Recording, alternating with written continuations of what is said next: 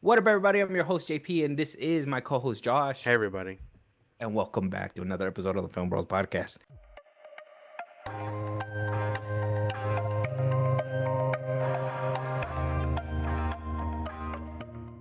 Josh, today we're going to be discussing a movie that took the world by storm, right?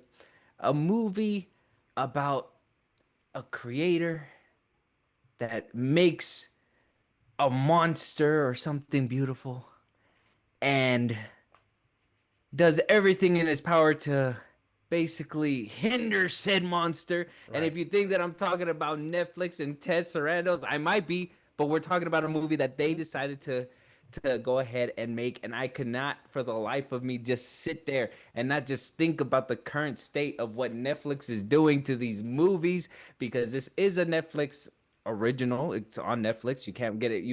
After this, you'll not be able to find it on physical media because Netflix has a thing to say we're not doing that, because then that means subscribers are going to be moving away from us. Right. Look, I have a big conversation to talk about this. I'm going to try to keep it short so we don't have to make this movie review full blown. We'll try to keep it as nice and tight, but I just want to address some of the parallels that I just kept finding in it. And I was just like, wow, this is just like, and I'm sure Ted Sarandos looked at it. It was just like, This is this a ain't about me. this is a little too on the nose. He's like, no, no, it couldn't be about me. Couldn't be, but could it be? Could it be? Anyways, Josh, let them know what we're talking about today, and then we'll just start talking about it, breaking it down, and doing all that good stuff. We're talking about Frankenstein 2025. I had determined that the memory of my evils should die with me.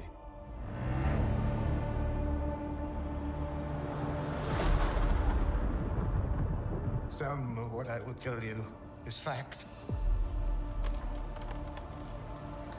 Some is not. But it is all true. What manner of creature is that?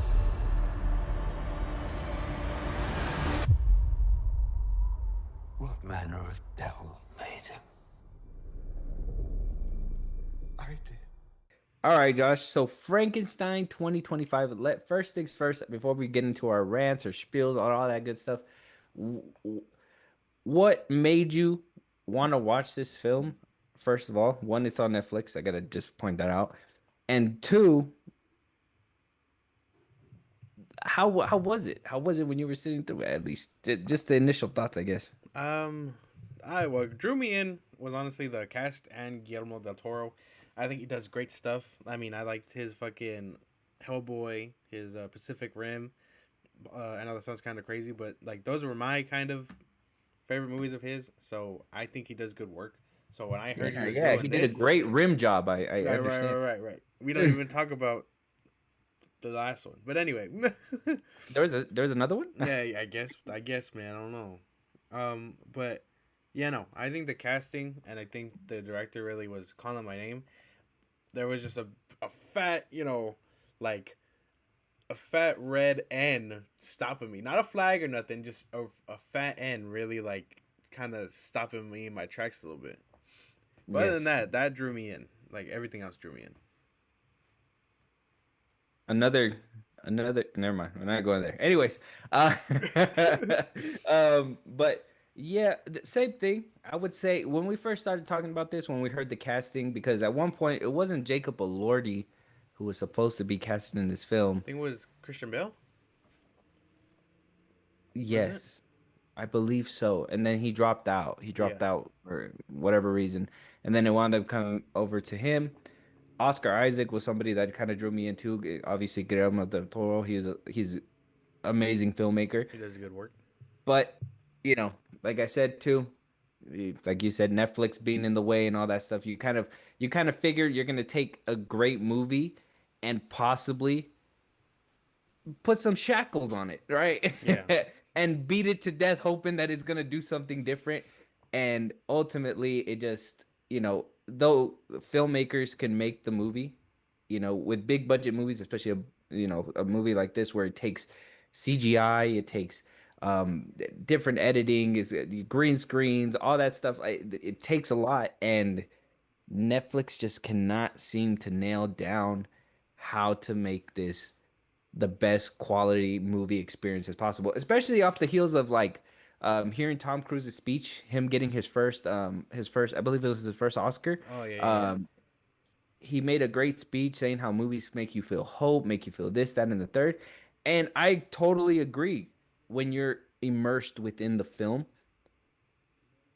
this movie, as much as I try to get immersed, there was something hindering it. And I gotta say, not only the parallels to real life, but also um, the visuals. I Right, right, gotta say right. the visuals. Yeah. So that's something that, we're probably gonna dive a little bit deeper into. And I know that some people are saying, well, dude, come on, just give us the beginning part at least of what you mean by the parallels. Well, in the beginning of the year, me and you talked about in one of our topical episodes. If you guys want to go look back through them, but it's probably in the beginning of the year, happened around April. Right. Well, March, Dan Lin was basically brought in to watch the film division. And the very first thing that he said was that we're going to take pump the brakes on making films super rapid. We're going to take the time to really map them out, get a good film and then put them out. We're going to Right. basically stop the flow of how many movies come out and blah blah blah blah. Obviously, Ted Sarandos, the CEO of Netflix, heard that, and we talked about it. He basically poured cold water on that and said, "Fuck all that noise." We hired Dan Lin to make movies, not to make less movies. Basically, there is no better, cheaper, and less frequent. It's cheap, and we're putting out as many as we can. Right. Obviously, the big budget movies are gonna take a little bit more, but the little films are gonna take a hit. And I even say the big films take a hit with this kind of plan. And I gotta say, this is another Netflix movie that is just take is like Frankenstein tanking the hits and pushing on. I mean, people still, I've heard great things about this film. I heard other people from personal life over here come up to me and be like, "You gotta watch this movie," and it's always, it's always Netflix that just makes you want to stop it, Yeah, right? it's always like a streaming service. It's always like, I mean, the biggest offender right now is Netflix, but that's we will get into that. Yeah, I mean, every streaming service has its own hiccups, right? Like we talk about Paramount has its own, but I mean, they're not making low budget quality Paramount Plus films, right? Like they're Right. putting actual thought into some of these films. I like what was it? Not Rosemary's Baby, but the sequel that we watched, Room 813 or whatever. Apartment 813. Yeah, that one. Um like they are doing their thing. I mean, they won't fix their fucking app, but I mean, they're pumping money into Yeah, films yeah, that, yeah. that deserve it. Where Netflix seems to be stretched thin. They created a monster trying to basically tame it. It's gonna live on regardless. But hey, man, we're gonna get some very Frankensteiny monster movies coming out of this kind of plan. And like I said, but even great movies like this that I will have to say it's pretty decent gets hit hard by the Right. the model that they have been pushing ever since Tesserandos has been CEO. Hopefully, we'll get around to talking about it a little bit more deeper in a different episode. But let's just get into the review because we got to talk about this film. I thought it was pretty good, and I want to really not give too many spoilers because this is a spoiler review. We're gonna do our best to sidestep it, but Right. hey, we're tagging along. If you haven't Yeah. watched it, go watch it. If not, come back and stay here and just listen to what we got to say. Hmm. So, Rotten Tomatoes has a 85% certified fresh on the tomato meter with a 94% on the popcorn meter. It's great. I It's great. agree. I agree. I mean, I Yeah. wish the critic score was a little higher, but critics are gonna critic, and audience score seems pretty okay with it. So I'm satisfied for the most part. A lot of the casuals say that it's really good. I heard that some people were just like, man, the talking is just too much, right? There's just too Like much talking. goddamn TikTok brain, me no I know, understand word. too many words, run on sentence. Basically, And what we don't do that right here. No. yeah, basically, I agree with the score as well. Obviously, there's gonna be the bad apples, the green splats here and there, but for the most part, I mean, I kind of agree with the popcorn meter I and all that agree. stuff. Like I said, directed by Guillermo del Toro, written by Guillermo del Toro. Also, Mary Shelley, the original creator of the original Frankenstein movie back in like 1978 or something, also wrote for this film. I don't know if she had a hand directly in it or they just took.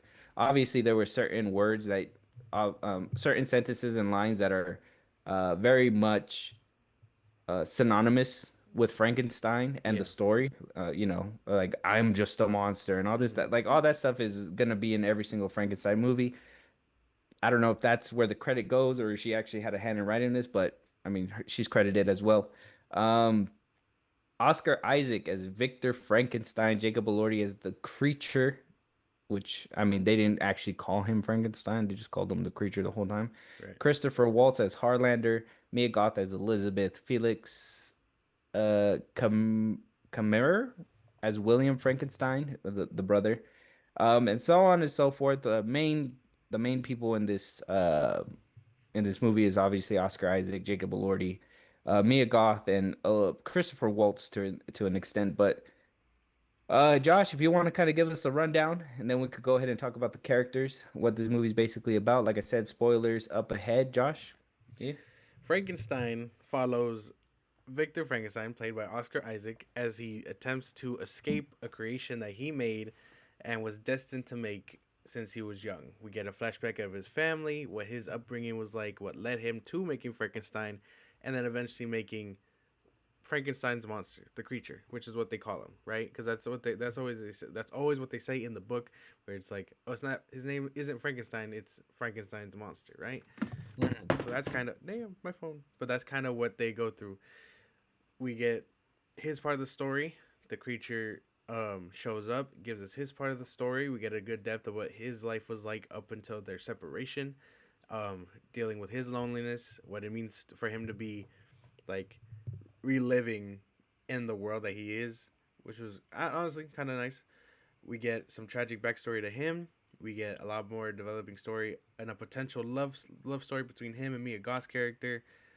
Um, we got a couple more tragic things, but the whole movie follows their relationship between Victor Frankenstein, creating the creature and trying to play God, and the creature trying to deal with this newfound like life and what it really means to be like alive.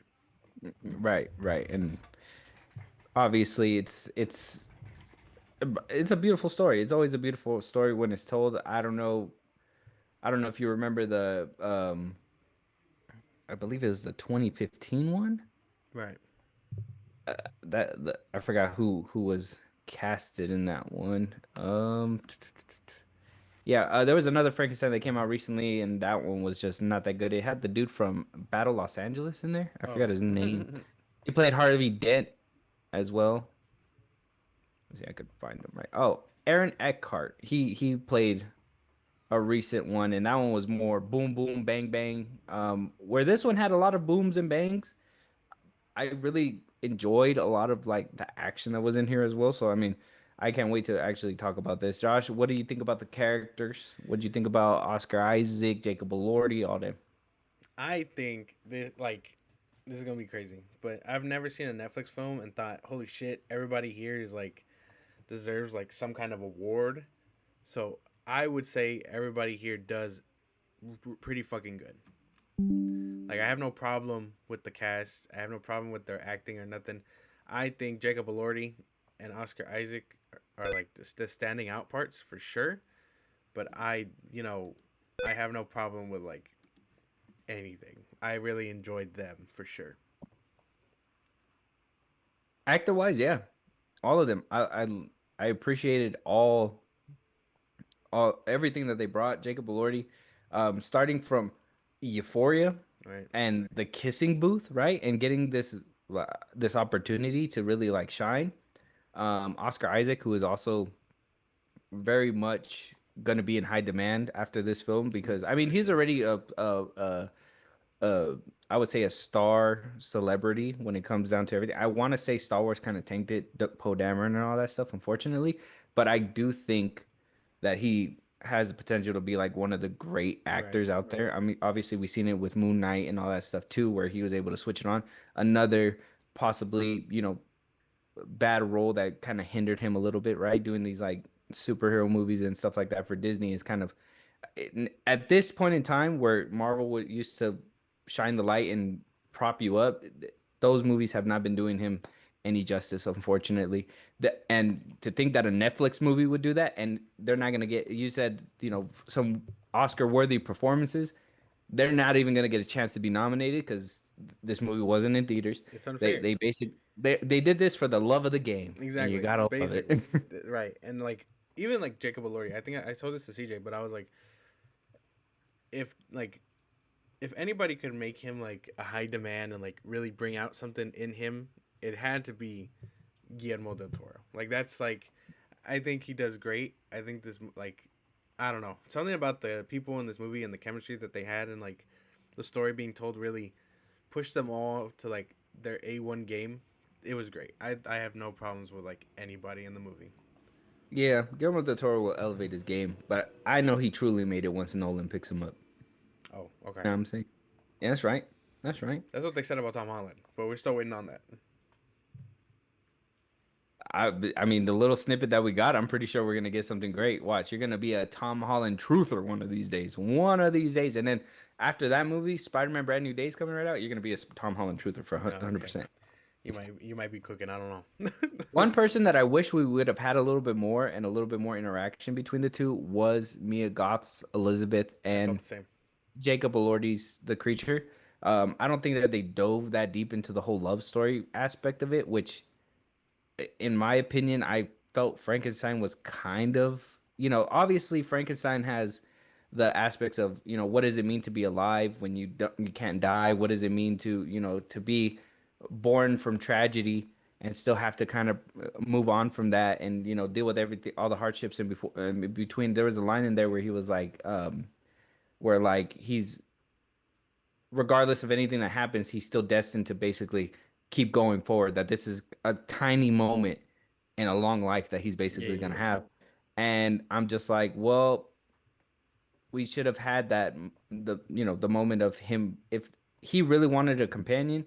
I felt like that should have been probably his part of the story, trying to find that companionship and then it being robbed from him. I felt like that scene was just a little too small, or that though their interactions were too small and Right. didn't give you that full blown oomph that it was supposed to give you. I was kind of expecting. I'm in the same boat with you, where I was like, yeah, Mia Goth definitely should have played a bigger role. I was expecting them to do that whole thing where like, cause doesn't he make the bride at that point, or am I like, I don't know. I don't know too much about like the original story, like off the bat, but it would have been crazy for him to go to Frankenstein and be like, or Victor and be like, oh, I want a bride or whatever, and then he'd be like, perfect, Mia Goth, we like this is great. I can just bring you back using his research and stuff, and like, well, he's not the only one type shit. So I thought they were gonna basically do something like that. But I mean, I guess the fact that he didn't makes it a little bit more tragic and fits to the whole story and narrative that they were pushing about life and death and stuff. Mhm. I was just kind of expecting her to turn into the bride. Um, yeah, well, I think that's one of the well, her turning into the bride wasn't. I didn't think it was gonna actually happen. I just, because like I said, the story was more focused on, like how you said, the life and death and all that stuff, but it should have been, you know, in between all that, there is love and Yeah, tragedy, yeah, yeah. and that love wasn't as fleshed out as I was hoping, Mm-hmm. and that made the tragedy not feel as I felt. I mean, maybe this was the whole plan all along, but I felt the tragedy between Oscar Isaac being the creator and him being the monster, than the relationship. But I thought the relationship was supposed to play a part in all that stuff a little bit more. Right. Like I said, I just felt like the umph wasn't there when it came to that, unfortunately. But everything else, basically, it packed the punch that it needed to. Um, but Mia Goth definitely, I felt she was kind of a little bit wasted I in feel this that. film. I feel that for Just sure. just a tad. Uh, World building, I mean, there wasn't really too much to besides maybe like obviously setting the stage for the movie, but world building wise, I mean, it was mostly contained within the Yeah. story of I don't think we're getting Victor like sequels or Frankenstein. nothing. Yeah, well, I mean, that's what I was thinking too, because that's what I thought too when they made the Mia Goth thing kind of small. I was like, oh shoot, they're gonna actually maybe save it for a part two of, Mm-hmm. Frankenstein. But then what happened at the end happened, and I was like, okay, well they're not gonna do that. They're not gonna do it. So I guess it's not gonna happen because ultimately she was in the ice cold. So I was like, they're probably gonna preserve that or something in some way, right? But nah, nothing. But cinematography, and this is kind of go with the CGI and everything. Cinematography was good, but hindered by the Netflix style. I don't know if this is a budget problem. I don't know if this is doing it on a soundstage problem. I do know that these films that Netflix make, they're mostly on digital now, or they're all on digital. They don't use actual like film. Everything is on a Mm-hmm. digital camera. And I do feel like that makes the visuals too smooth and makes it look ugly. Right. And so I felt like a lot of this movie kind of looked ugly. Like the camera movement, just so I can separate it, because I think the camera movement was great. It's just everything that they shot around, and like the backgrounds and the people and stuff like that. It all looked so bad and fake. Like I think they said they actually built Frankenstein's lab. It's just I'm pretty sure they had to like CGI the background. You know what I mean? So like Yeah. even if the towers are real, the background looks ugly. I And the don't like. inside of the towers were not real, Yeah, obviously. exactly. Yeah, So when they were outside the castle or Frank like Victor's whole like house and stuff, I thought that looked bad. The looked like the wolves, volume stage. exactly. The wolves look bad. Like Netflix's CGI problem is just that. It's a problem. Like even if I go, yeah, I know we talked about it and we were joking about it, but like Rebel Moon is a high quality looking Netflix film, but it still looks like a Netflix film. This has the same problem. Yeah, I mean, even down to like the thing, and this is why I kind of compared it to Rebel Moon when I had messaged you too, because I was like, okay, like these high film directors have a chance to break the mold if they do it right.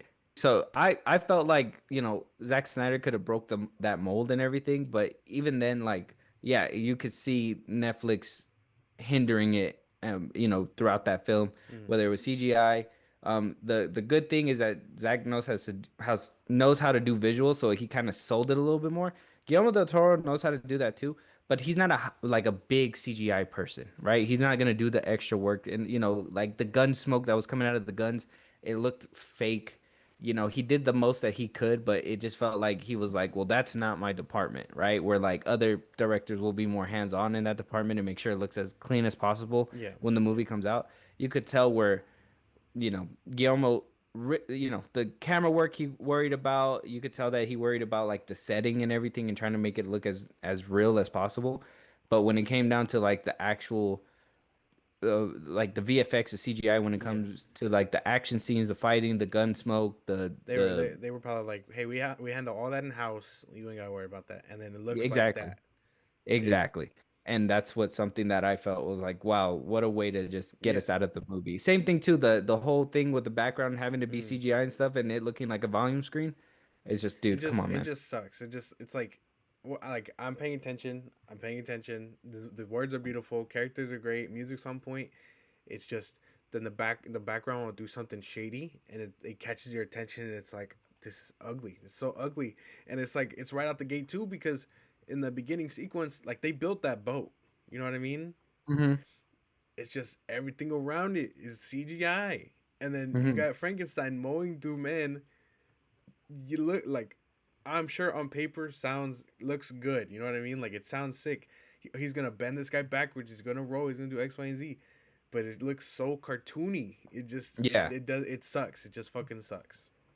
It did in the beginning it did kind of I was kind of invested, but yeah, it was just those things where I was like, wow, he just looks like a mold of CGI and shit like that. So it was kind of tough to see those things. I mean, like the block of ice he was standing on, that you could tell that was real, but then the water sequence was Yeah, like, ah, like fuck. Okay. Um, but yeah, I mean, the camera work was great. camera goes Can't great, be mad at the but camera work. CGI is always gonna be the problem with Netflix. and the visuals, the way that the way the film is shot. I mean, it's never gonna go away unless they start actually, making movies on film again. Like Yeah, that's just a thing. I think the digital cameras are just it just makes it too smooth. yeah, Way too smooth. And I think yeah. films need that little bit of a breather in between to kind of let your eyes adjust and make that, transition and make it feel better. Would this movie look better on the big screen? I mean, I don't I believe it. I don't think it would have. I think it Unfortunately, probably would no, have no. pointed out more flaws. Mm. But for the most part, I mean, they did what they could, right? Yeah, I'm watching it on a regular TV, and like I can see it there. On a big screen, it would just be distracting. Like Mm. more distracting anyway. Again, that has to be one of those formulas where, even like I said, Ted Sarandos said, "Hey, we're gonna make films that you could also watch on your phone." I mean, Mm. maybe it looks better on the phone. I would hope not. I'm not watching movies on my phone, but yeah. Right. We already had this debate before, but Right, yeah. yeah. But yeah, fight scenes, good. Solid The choreography, dreaded CGI blood, dude, strikes again. terrible. Ah, you just hate it. There was some scenes where it was cool. Like I think the scene where after the wolves and all that stuff, and he was left there for dead at the post, and like the blood was dribbling here. That looked real. Like certain things looked real, but then when it went through his hand, and it was Mm, like the CGI blood. You couldn't even get us yeah, ketchup packets. basically like the same thing. I mean, look good in execution. It just the CGI ruins it. The blood, the way the men like kind of go like putty. You know what I mean? Like, The I explosions yeah, were ugly as well. I mean, you could tell they were kind of generated with VFX, which kind of sucks. Where's Michael Bay when you need him, right? right, right, Just right. just hire him to just explode shit. Like just, get a good angle of it exploding. I know the castle would have just been like Yeah, that shit would have kept going on for like 7 different frames.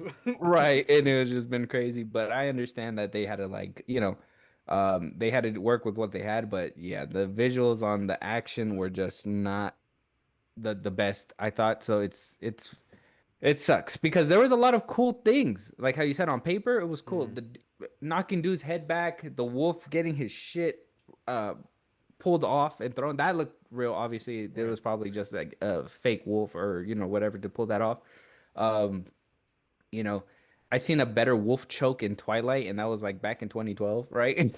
And there was just there was a lot when it came down to it. But I love the brutality of it, like jaw ripping off. That was pretty cool. Like just the effortlessness for him to have done so much damage, Yeah. really, in my opinion, sold the point of the movie, more than the actual, seeing the violence. You know what I mean? This probably would have benefited off of a what are those things where he's like in Moon Knight where he just had a little Just flash forward. Damn. yeah, and then boom, there's just bloody bodies everywhere. You're just like, wow. Maybe. I mean, maybe something like that. I like the concept. You know, I like the whole pushing forward that like this guy cured death so much that now this dude, this creature can't die itself. You know what I mean? So it's Hmm. just like on this cycle and it can mow through people and it can come back and all that stuff. I like the concept. Showing me in practice and being like it's gonna look stupid or it's gonna look like putty and all that stuff. It throws me off. It sucks. I think it sucks. Yeah. Um,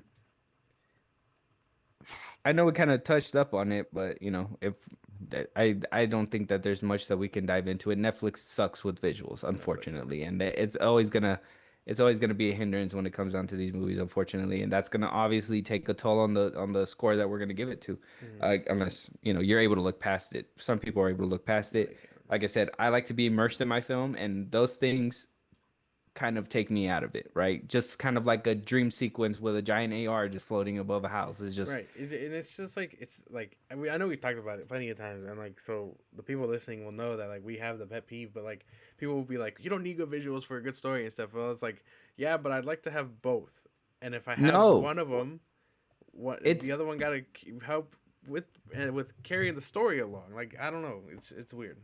the visuals are a part of this thing that when people are like, "Oh, you could look past the CGI, you could look past that," like, no, the movies are meant for you to watch it and make it feel real, that you could escape into these worlds. Movies are visual mediums. Mm-hmm. You need to see it. right? That's why when you hear podcasts or you hear radio hosts, they have to have a decent voice. You can't just be like, "I'm here to talk today," and all Right, that right, stuff. right. You know what I mean? Like it has to be a little bit more when you deliver it because it's a listening medium. Now, movies are a visual thing. You see everything. I'm not gonna miss the CGI blood. It's just Exactly. not gonna It happen, just and right? it just looks ridiculous. So if the film looks ugly, it's most definitely gonna take a toll. Like, yeah, it could have great acting. We can admit that great acting's Mm. there and all that stuff. But it's like with everything. You can have. I mean, nothing's ever perfect, but you got to get We sure as can close to it as try, possible. you know. You should, yeah, you got to get as close to it as possible. Um, Last but not least, plot. I know we kind of touched up on it, and this was kind of like, the romance part was kind of like the part that I kind of hated Mm. from the plot, that it was kind of minimized. But everything else, I mean, everything drove it home. I will say, telling the story to a bunch of strangers and then, the monster being able to deliver the same kind of story just where Oscar Isaac left off was a little bit of a choice for me, but um I mean, other than that, it did drive the plot forward. It just felt like a weird stitch job. Right. We're No getting pun a lot of intended. exposition. You know what I mean? Like if they weren't Yeah. there, we'd have no one to tell the story to. Like we couldn't just visually watch the story unravel. We had to like tell it to a boat person, and then Frankenstein's just like, oh wow, I want to plead my case too. Yeah, It's yeah, like, well, I mean, that's where I kind of felt like that was a little bit weird, and that was a little bit of a piece it together kind of job. And to me, I was like, okay, this is kind of like going a little bit with the story of the whole Frankenstein monster thing, and piecing the story together is kind of like a metaphor to piecing the yeah. Frankenstein together, whatever.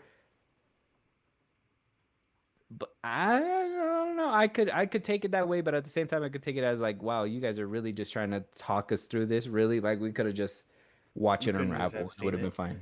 I can understand that, or if like maybe if this was somewhere in the future, you know what I mean, and like right at the He was end, telling it to his kids or right, something. right, and then the creature comes along and just snuffs him out. You know what I mean? Like that probably would have been a little different. I didn't really mind it. It is convenient for sure. Like I agree with you there. I think Oscar Isaac doesn't get a full pass because I like as much as I like him, his voice just isn't for it. I think hearing the creature and what Jacob Elordi does as the creature with like his voice and stuff sold me. Like narrating. I was like, this is great. Like I was fully listening to his side of the story. I was like, Victor's a bad guy. No, like, Fuck what he said a second ago. yeah. Like we not rocking with Victor. We rocking with the creature. Like his voice. I don't know what like how they got to that like choice for him, but it was like chef kiss. You know what I mean? That was spot on. Like I had no problem listening to him speak in that tone. It, it fit for sure. You know, maybe his next role will be like the engineer or something. I don't Mm-hmm. know. But for the most part, yeah, I agree with everything you just said. I think the way they landed on him and the way he kind of just sold his performance, I can't even be upset, even down to the narrating part. Yeah, I will. Now that you bring it up, I will say Oscar Isaac's narrating was, yeah, his voice wasn't 100% there for the narrating portion, but his acting for his part, which arguably was the bigger part of the movie. I Right. mean, they kind of try to split it up into like Mm. different parts, and it was like his. I was like, when are we getting to part two? And then he was like, towards the end of the movie, I was like, all right, okay. Yeah. So I was into it, and like I like Oscar Isaac in while he's like actually on screen. He just doesn't have that narrating voice. Like you know what I mean? He's like no Morgan Freeman. He's nobody like that. You know what I'm saying? So Yeah. I think he does great. I don't know. I didn't have too much of a problem with it, but it does feel convenient. And like I said, I think Mia Goth should have been in there more. Like if you're not gonna show us the love interest too fully, maybe brush on it and then be like, all right, if we get a sequel, this will be about the bride and whatnot.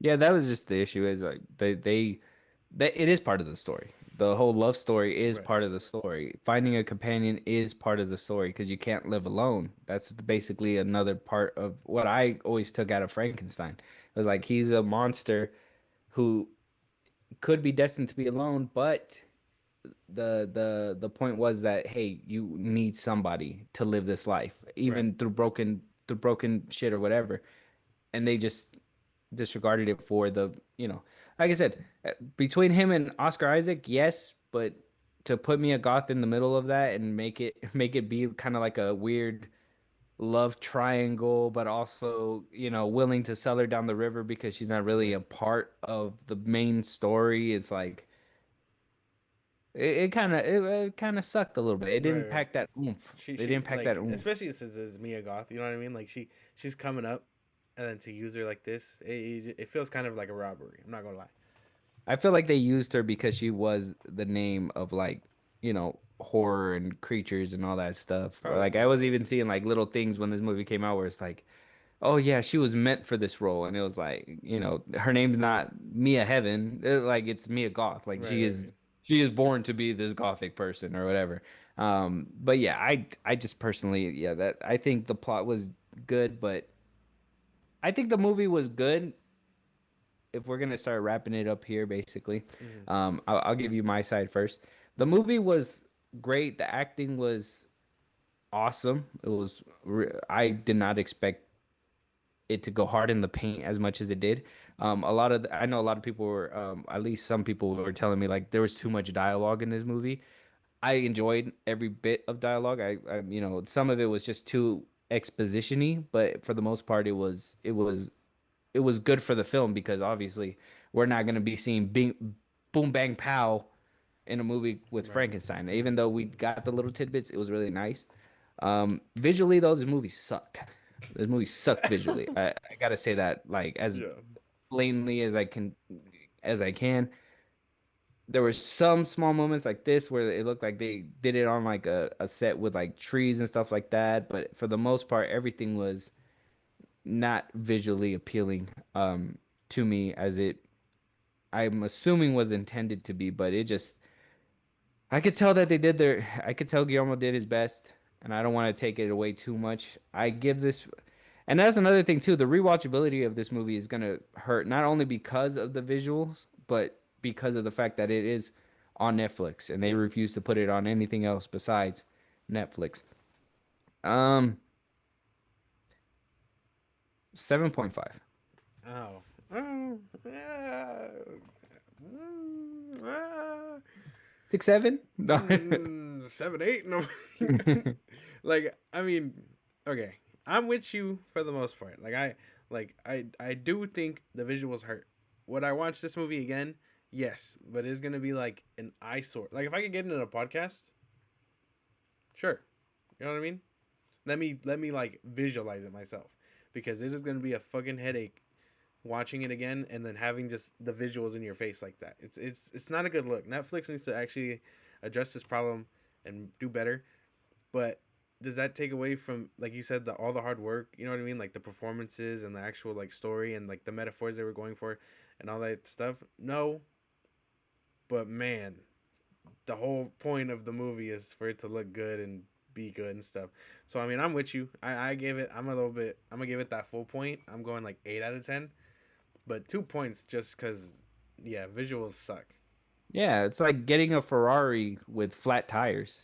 Ferrari with like terrible, not leather, but like uncomfortable insides. Yeah, uncomfortable inside and like I said, flat It's tires. like a neon Uh, It green. it looks good on the outside, but on the inside you could tell there was some shit happening out over Right. there. Yeah. Sure. Um, I mean, by the end of it, it's hard for yeah. I know you said you'll probably watch it again, but it's just not something I could be able to do it. But either which way, let us know what you guys think. Check out Frankenstein. It's on Netflix right now. Let us know your guys' thoughts. Is this a film that we are just beating up for no reason? Do you think it's a great film and the visuals do what it can, or is it or could they have improved a little bit? Don't be a shill, be real, right? Right. Basically. But in Netflix ones, nah, I'm just kidding. I would never shill for Netflix, Not especially with the Netflix. visuals. Of all things, no. They're gonna fuck Yeah. around and turn our backgrounds into terrible CGI. They're gonna be like, "Hey, man, you want to put the volume in there?" Yeah, Let us shit's gonna know. be crazy. Uh, but let us know what you guys think. Is yeah, I beautiful movie. I think it was well written. for sure. I think that's one of the props that I got to give it. Like really seriously well written, but ultimately the visuals hurt it for me, and that's what basically knocks it down a few points for sure. With that being said, though, any topics that we should be talking about, any movies you want us to review, TV shows, I'm getting into Welcome to Derry pretty soon, so I know you already started it, but we're gonna have to get into that. Hopefully we can get that review out before next year, but if not, it'll be in the beginning of next year because I believe there's a few episodes that still need to come out. If you guys want to hear your voice on one of these episodes, talk to us, do all that good stuff. Josh, let them know where they could do all that. Twitter, TikTok, Instagram at FilmBros Podcast. We post on episodes there. Hit us up there for news and movies you want us to cover. But around link in the social I just gave you. It's like a Patreon. You subscribe, you the show grow. We really appreciate it. Listen to us anywhere you get your podcast at FilmBros Podcast, Spotify, YouTube Music, Apple Podcasts. Again, wherever you get your podcast. Be part of the conversation. Twitch at FilmBros Podcast. And when it's all said and done, subscribe to our YouTube at FilmBros Podcast. And with that being said, we'll talk to you guys on the next one. Talk to you guys later.